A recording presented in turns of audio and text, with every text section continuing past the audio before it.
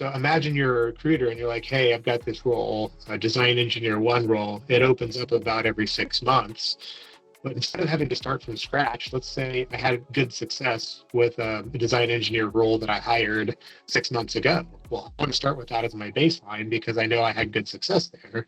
And what the bars down below represent are currently in market for this job posting that meet all the requirements of what you would like to hire.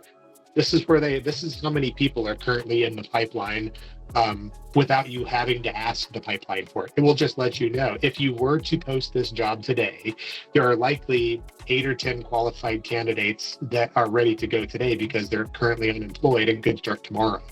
The green would represent that are highly qualified or perfectly qualified, but also might need a 2-week notice because they're currently employed and would need to give their notice for their current employed, et cetera, right? So this gives you the landscape, and every time you had a new role or every time you change that requirement, that analysis would change based on the real-time data that we have in our data set on the user side. Because remember, we've got 100 users, 1,000 users. It doesn't matter how many users we have.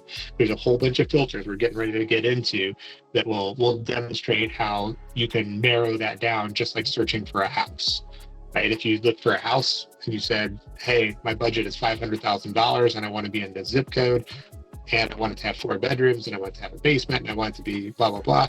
And it will say there are 0 results for this. You have asked for way too much for way too little. Okay, what if I could spend $600,000?